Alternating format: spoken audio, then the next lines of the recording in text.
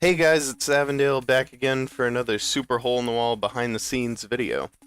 So in episode 1 we talked about how the game selects the walls, how it picks which direction they come from, and also how it scores you. Today's episode I want to talk a lot about Booby Traps. Booby Trap!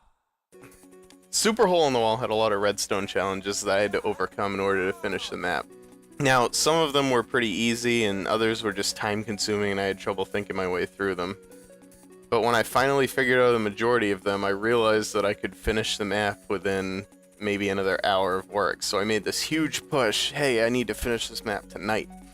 And I finally finished it and still had more time to mess around, and I had this random thought, wouldn't it be neat if there was an option where you could turn something on that every however many walls, maybe 10, something would happen that would make it more difficult for you to stay on the walls. Wouldn't that make the game more exciting? And it was just a passing thought, but I figured I'd try it, and the first thing I thought of was, wouldn't it be funny if a bunch of snowmen showed up on the platform and you had to sort of maneuver your way around them so you could see the walls that were coming? And that was the birth of the Booby Traps. I worked some more on it that night, and I realized that if I was going to have a randomizer to send random booby traps at you, I might as well fill a dispenser. So I came up with 9 ideas for booby traps, and some of them are still in the game, some of them aren't, but the next day I had people on to test the game. I didn't tell them anything, just that the game worked. And so they start playing it, and all of a sudden it says rolling the dice, and they go, what's that? And then a big message pops up on the screen, and a bunch of snowmen spawn all over them, and everyone just started laughing. That was when I realized we could really nail something great with the booby traps, and we ended up expanding them to 9 good ones, and then even further to include the 18 that are currently in the game. So, for today's episode, I'm going to go through each booby trap individually and explain what it does, and also explain how it works. A lot of people don't know what every booby trap is supposed to do, so I hope this video will clear up some confusion about that, as well as give you some information on how they work in the first place.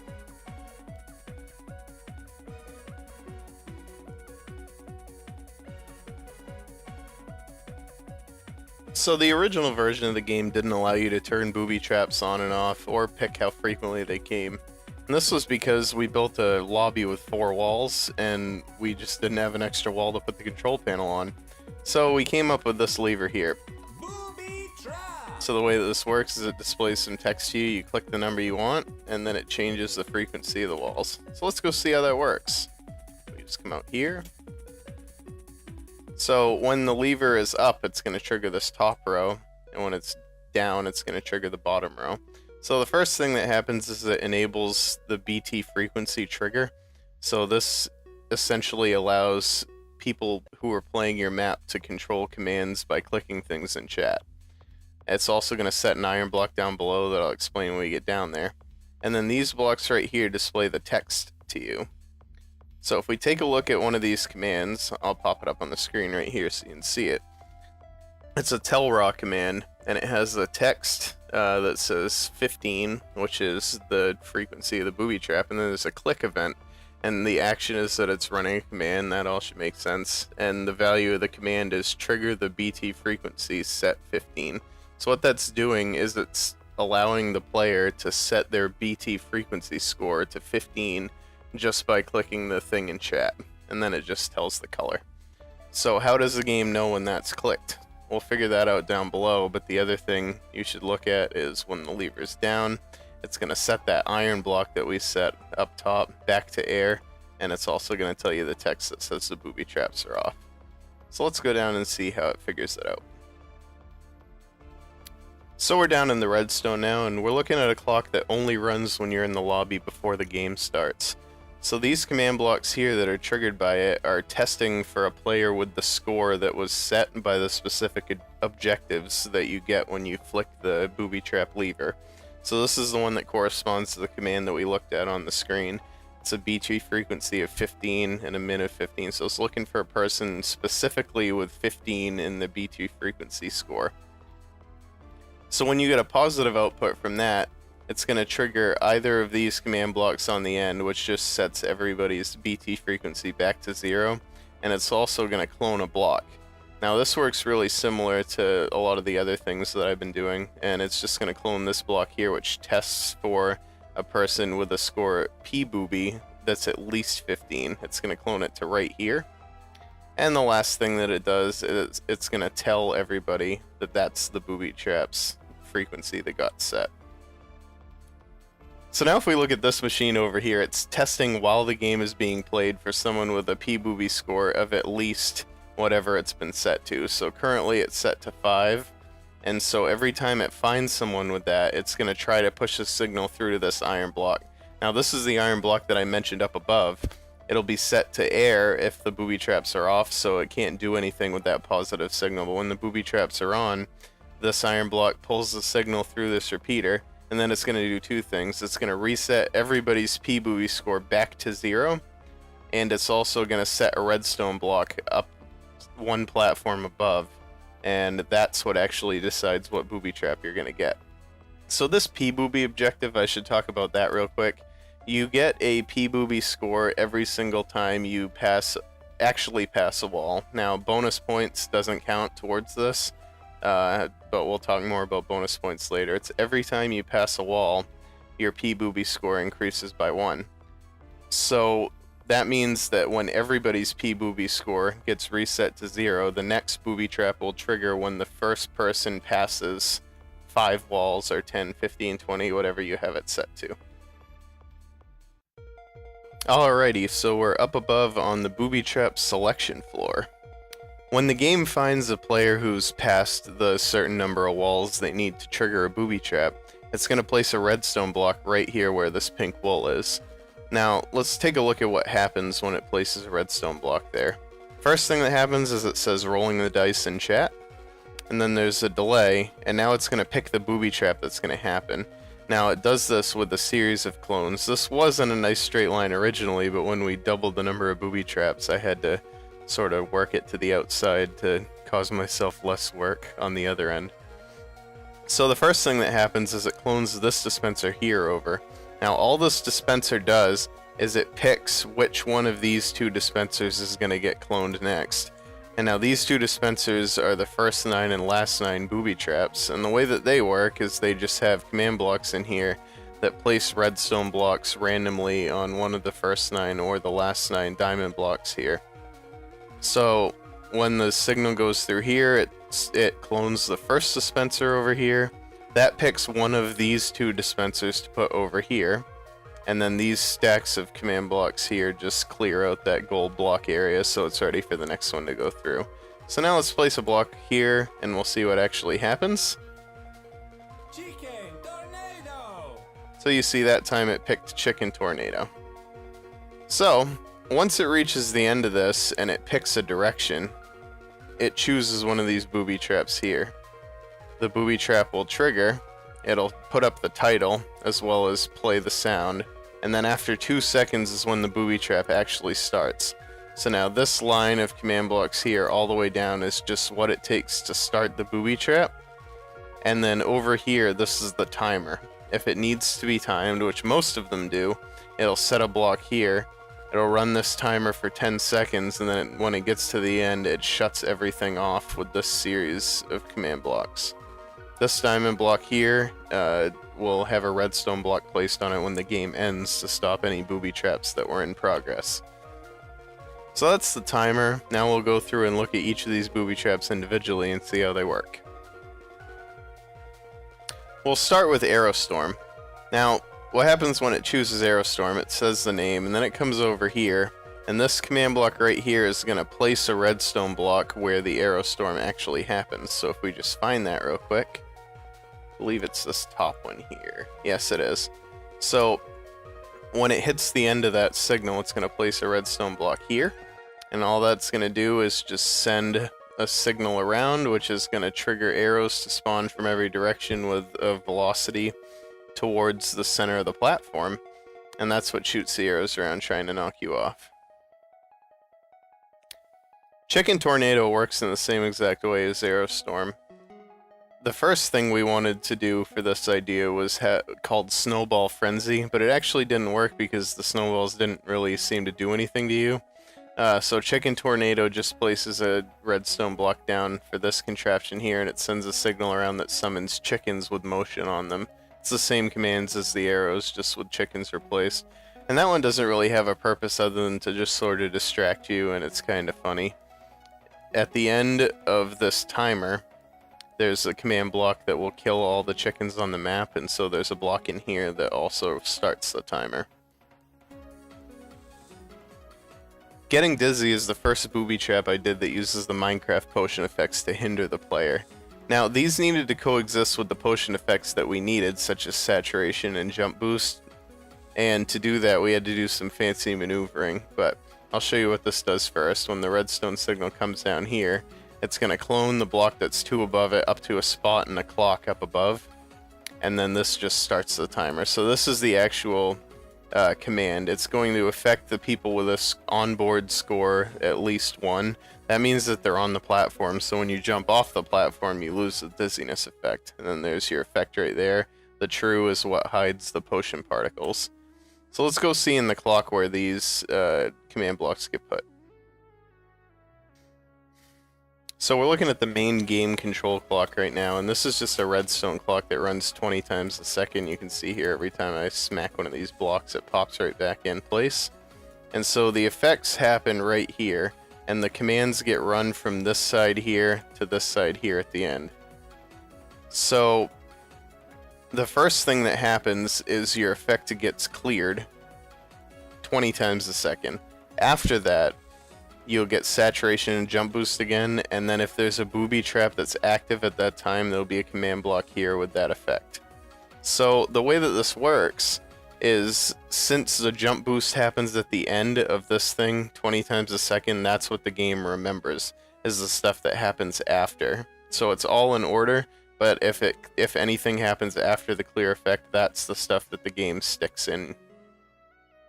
So looking at the booby trap here, when one of the effects needs to come up, it'll clone that command block into this space, and then after 10 seconds, the clock will set this space back to air.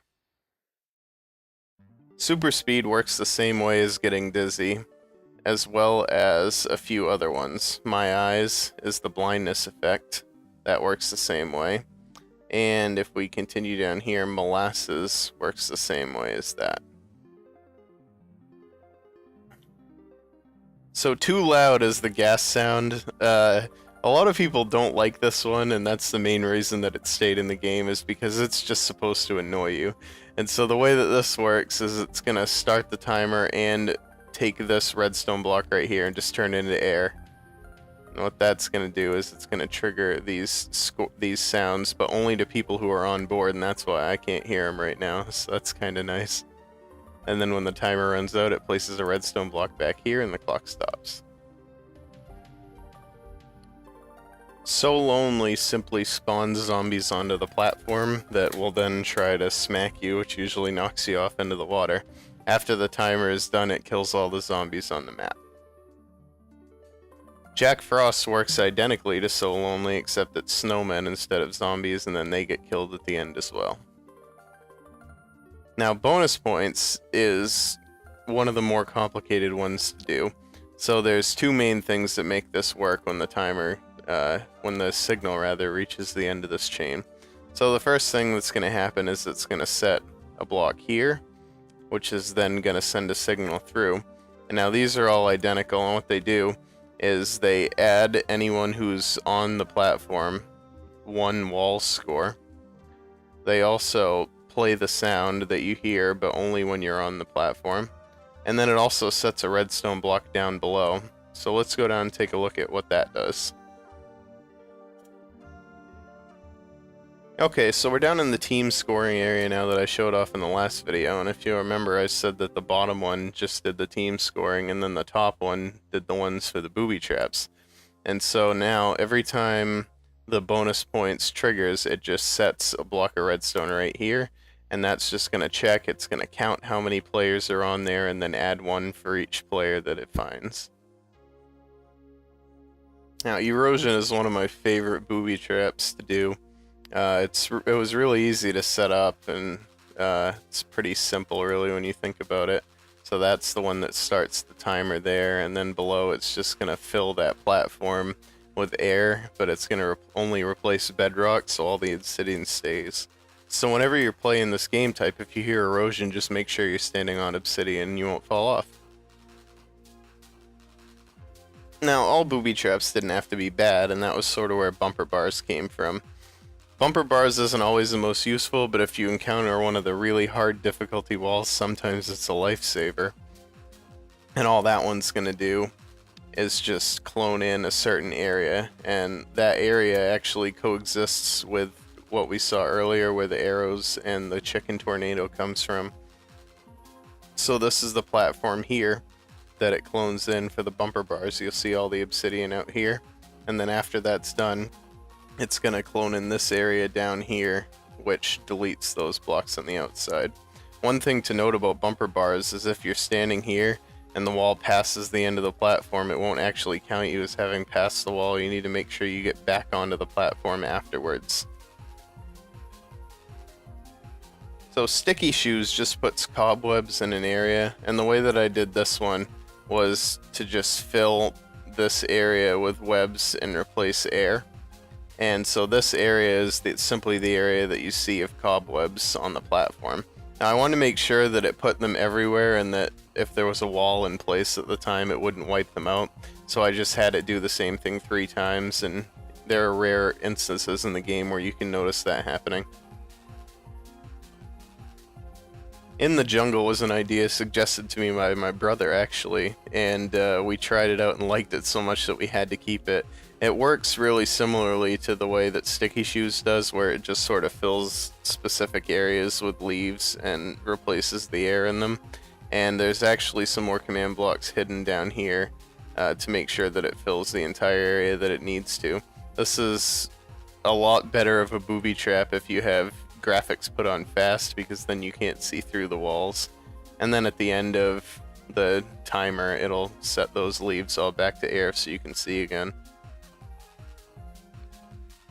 Now the Testificates one works exactly the same as Jack Frost and So Lonely, so we'll skip that one and we'll move over to archery practice. Now archery practice is different from Arrow Storm because you're actually relatively safe in the middle of the platform.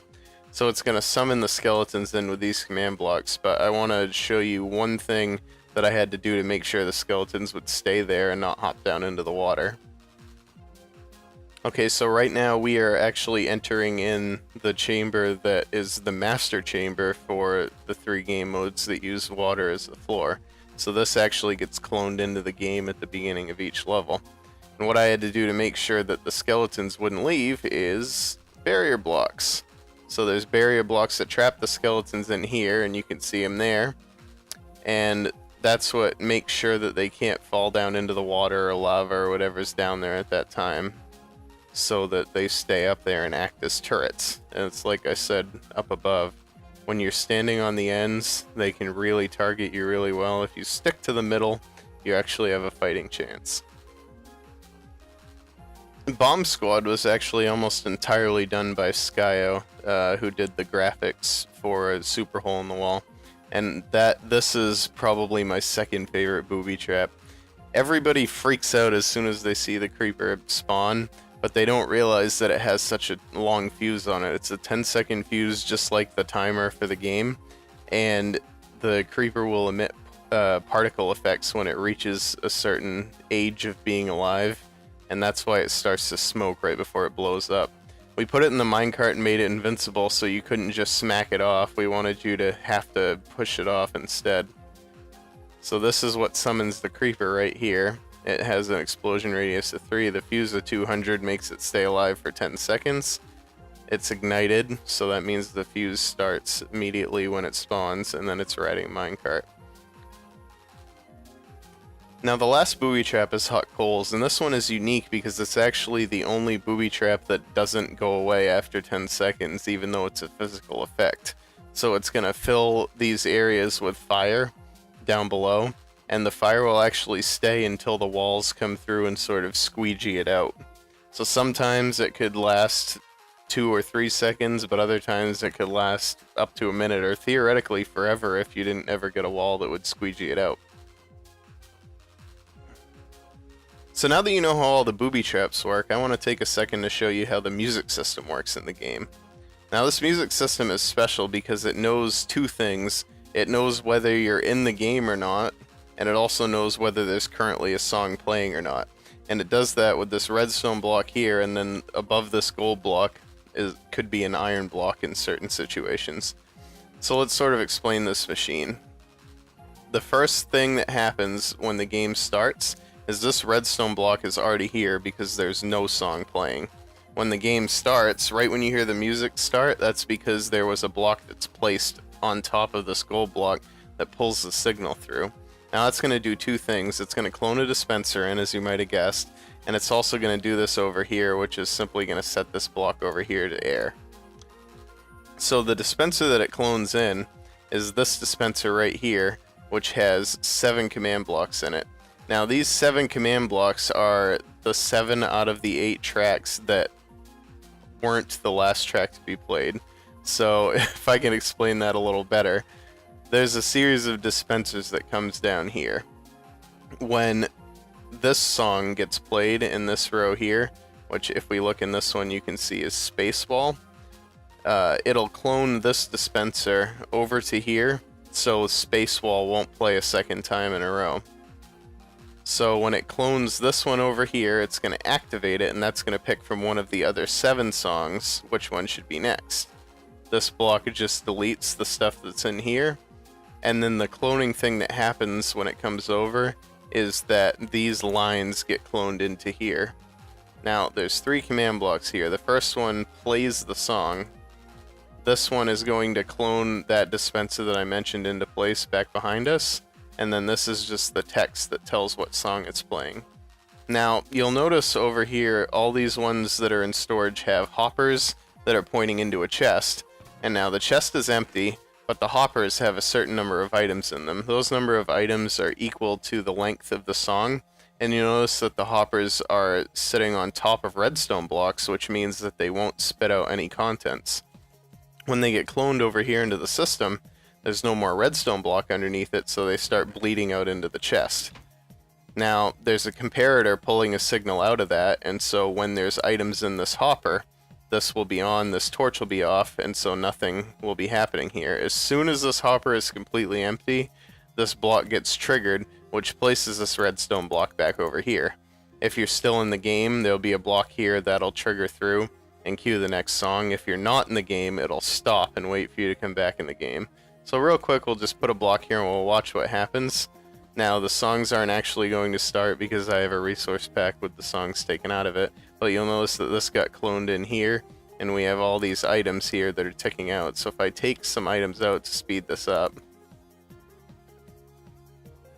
you'll see here, 5, 4, 3, 2, 1, torch comes on, redstone block gets placed, new song starts.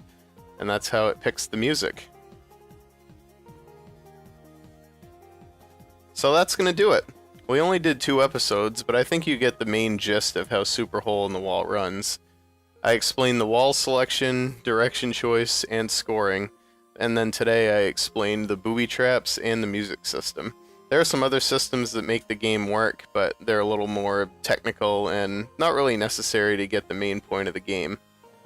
If you guys have any questions, or if I didn't explain something clearly, please let me know in the comments. I'd really like to help you understand this map, because the more things you guys understand, the better chance you have to make something cool of your own. I'm also looking for ideas for new booby traps. There's always the potential for us to release an update with more booby traps, and I have some excellent ideas of 4 or 5, but I wouldn't want to release a new map until we had another 18 to really make the game more diverse. So let me know about those in the comments and any other questions you might have, and I'll do my best to answer them as quickly as I can. I've been Avondale. Thanks for watching.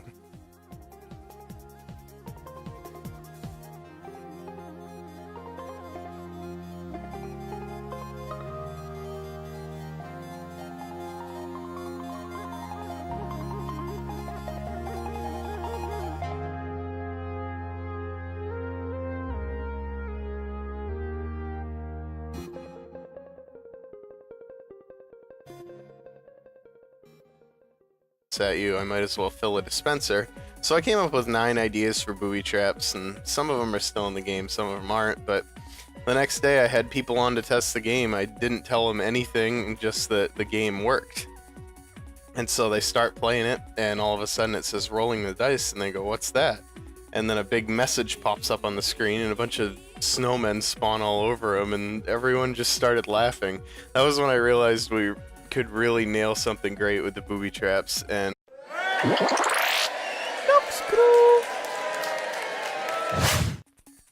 hey guys, it's Avondale back again for another super hole in the wall behind the scenes video.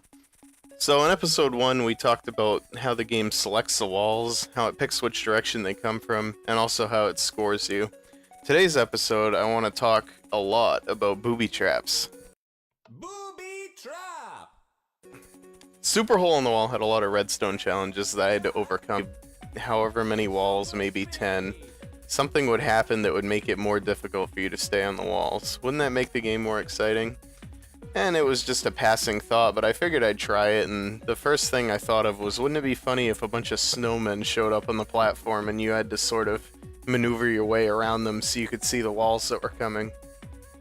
And that was the birth of the booby traps. I worked some more on it that night, and I realized that if I was going to have a randomizer to send random booby traps, we ended up expanding them to 9 good ones, and then even further to include the 18 that are currently in the game. So, for today's episode, I'm going to go through each booby trap individually, explain what it does, and also explain how it works. A lot of people don't know what every booby trap is supposed to do, so I hope this video will clear up some confusion about that, as well as give you some information on how they work in the first place.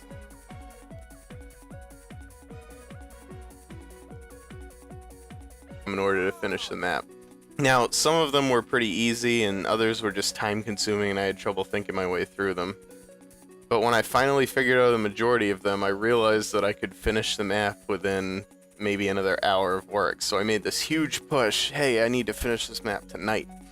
And I finally finished it, and still had more time to mess around, and I had this random thought, you know, wouldn't it be neat if there was an option where you could turn something on that every